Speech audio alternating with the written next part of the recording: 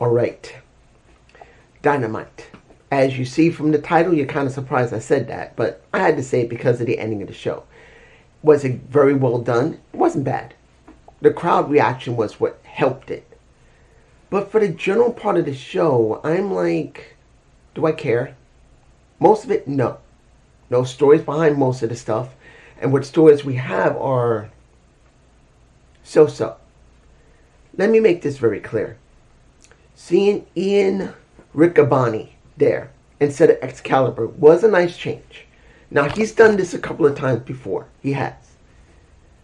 I would love to see Riccaboni, Taz, and Bryan Danielson working together. Because that would be a nice change of dynamic. We need a change up. They won't do it. As far as I can tell, they're never going to get rid of Tony Schiavone. I don't hate Tony. It's just that I want to see something different. And then when it came to Excalibur, I think he's become so complacent in his position. He doesn't really sound like he cares. Yeah, he can sound excited, but you can tell about excitement because you got to do it, and excitement because you really like it. And he feels like that. Now, opening of the match. Let me give it like this. Death Riders versus do I care about the Don Callis family? Kateska, yes. I do. Everyone else there, I don't. Now, you could say, well, what about Kyle? He's doing well. Kyle is the current Trios champion with the TBS title. That's pink. Now, I'm not telling you that pink's a bad color. Heart Foundation did pink and black. Love that. Pink, hot pink. I don't know if that's what Kyle likes or is what Tony... Or did Tony make that decision? I don't know. Either one of them, if either one of them made the decision, to be honest, I didn't want to see the title turn pink. I didn't. Not because I hate pink. It's because there's no story behind it to make it feel important that it's pink. Other than a liking of the color. The Heart Foundation had a reason to have everything pink and black because the name was Heart. Hearts. Even Natalya, who's supposed to be the badass right now in WWE, she still does it pink and black.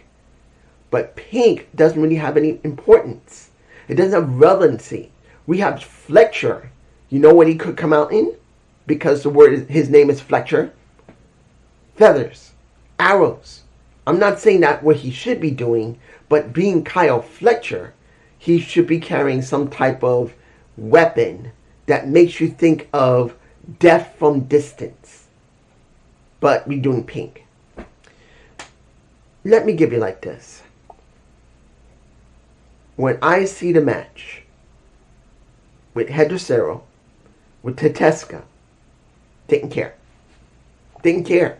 Because I knew they weren't going to win.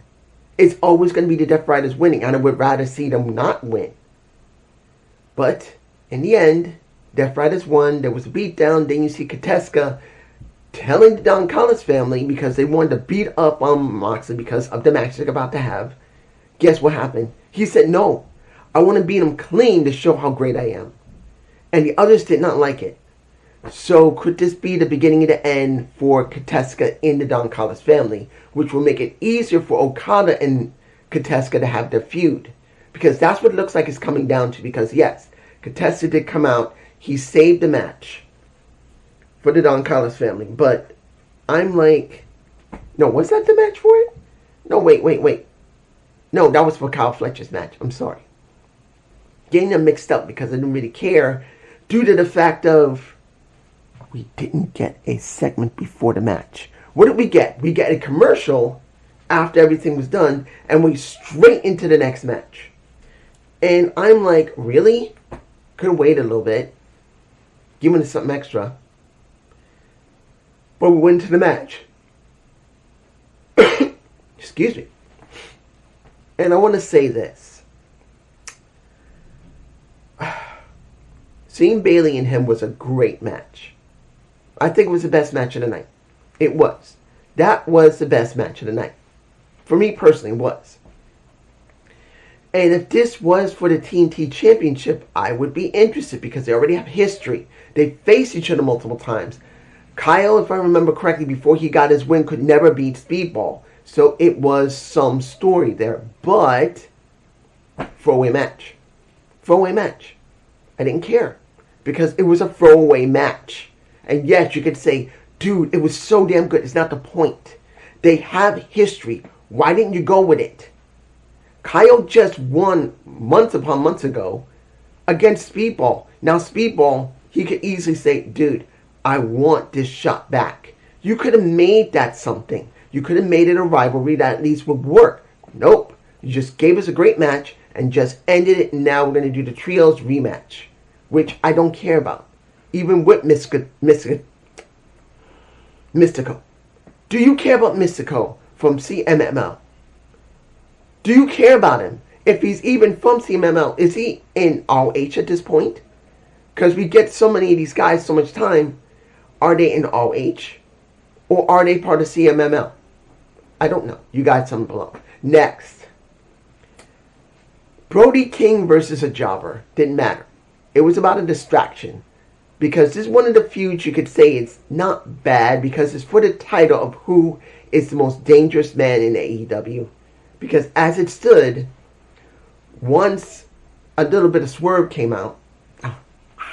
Sorry guys. Ankle's still messed up. I did the stupid thing. I thought nearly 11 days of my ankle, seemingly in the last 2 or 3 days, seeming to be a bit better. I thought I can do a long distance walk instead of a short one. Dumb. Don't do what I did. Even if my ankle would have been better in another 2 weeks, I should have been more patient, and I wasn't. And now my ankle's hurt again. Anyway, let me give you like this. Seeing a Brody King break the chain, not bad.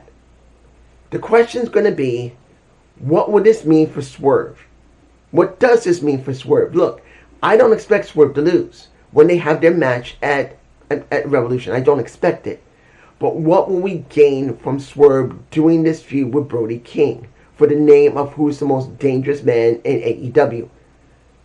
I don't know. It's going to depend on the final match, and I'll be talking about that in a few minutes. But it's going to be a big question.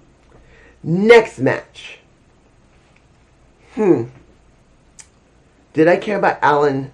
Did I care about Orange? Did I care about the dogs? Did I care about Finley's son, Dave?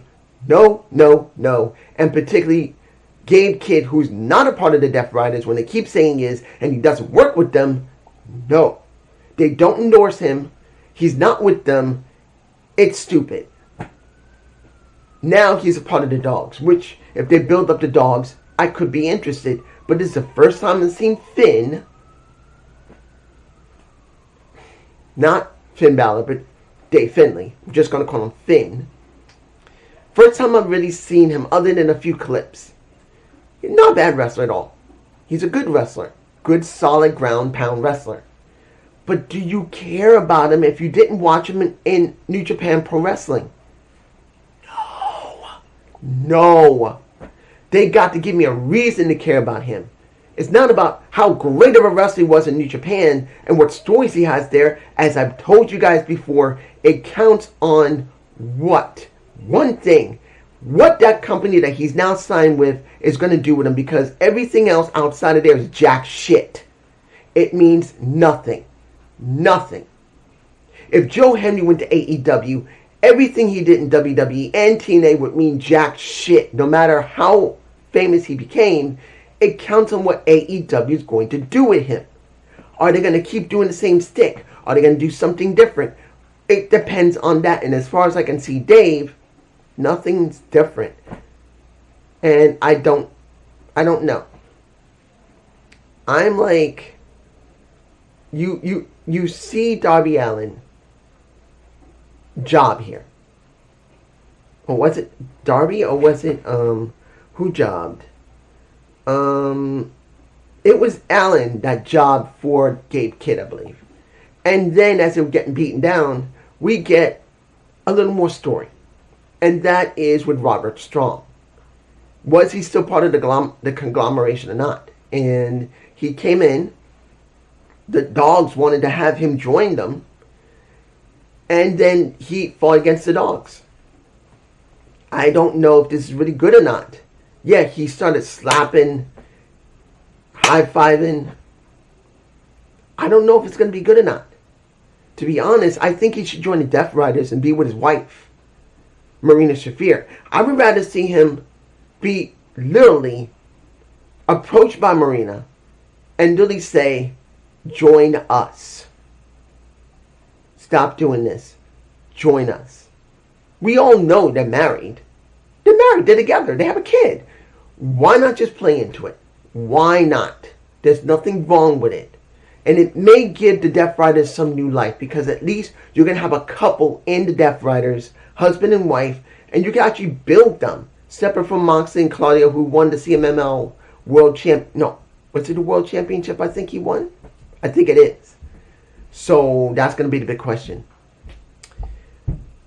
Okay.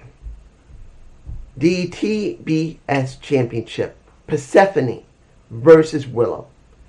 I'm going to tell you this. Did I like the match between them? It wasn't bad.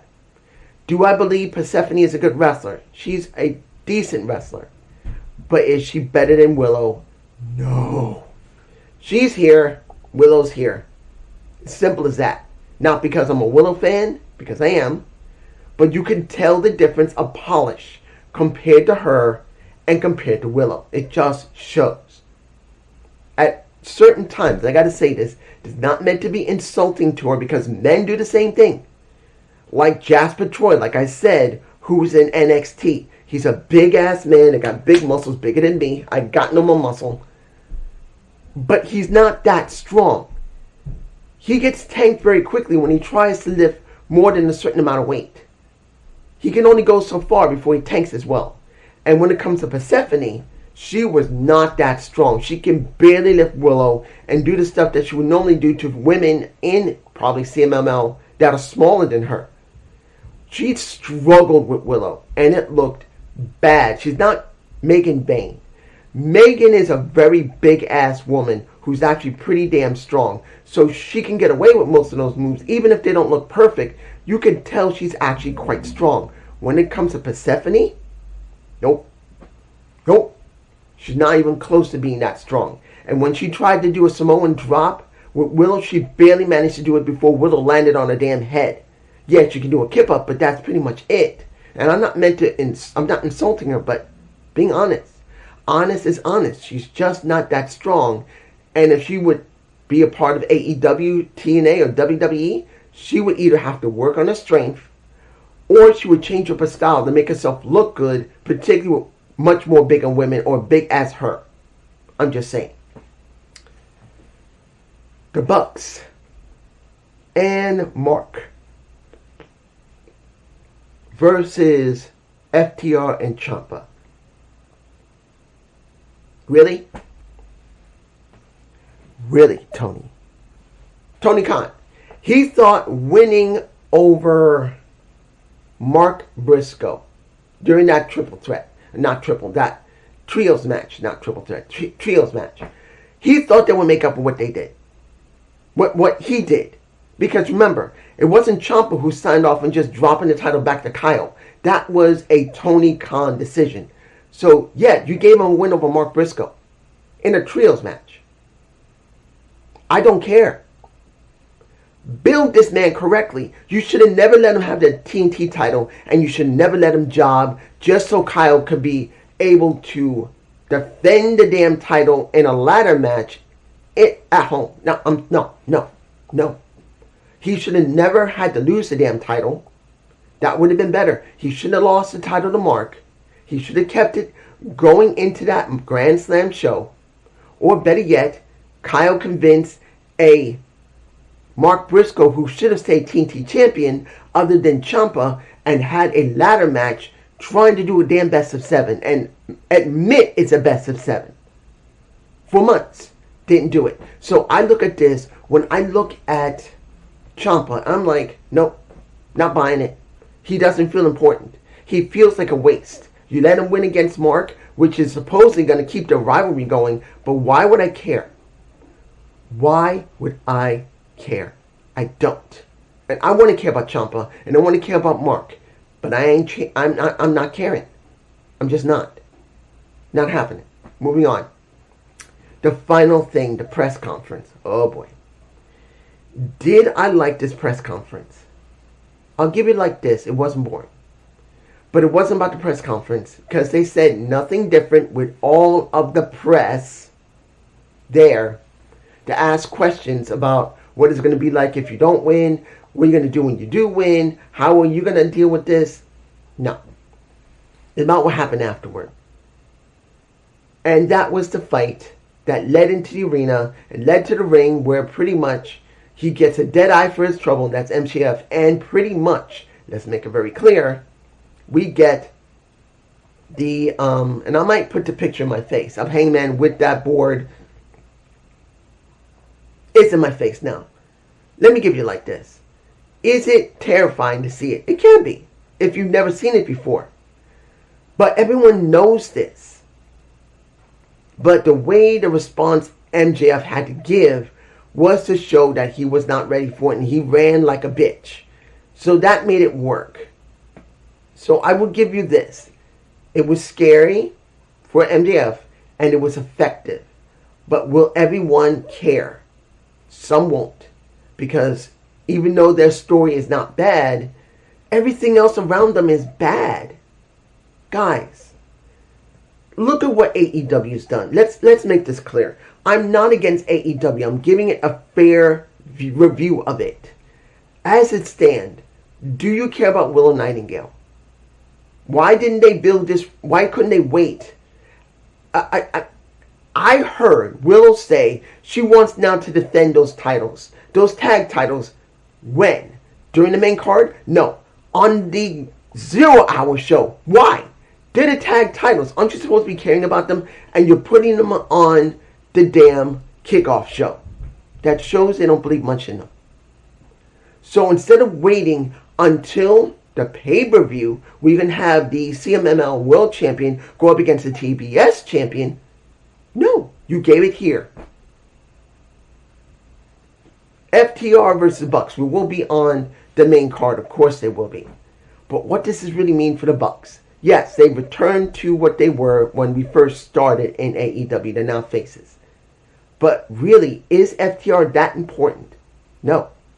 The only way it'll be important is for two guys to come back. Not the Bucks. Not Mark. Not Nick.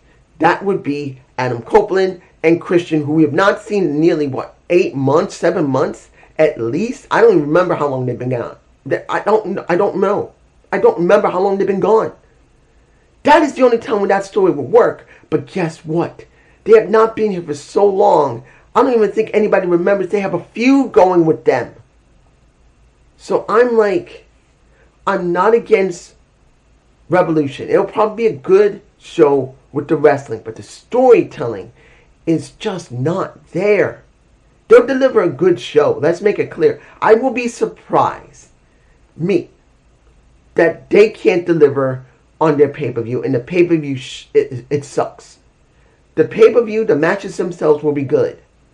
But if they're not good, I'm going to go, what the fuck? But it's just me. Peace.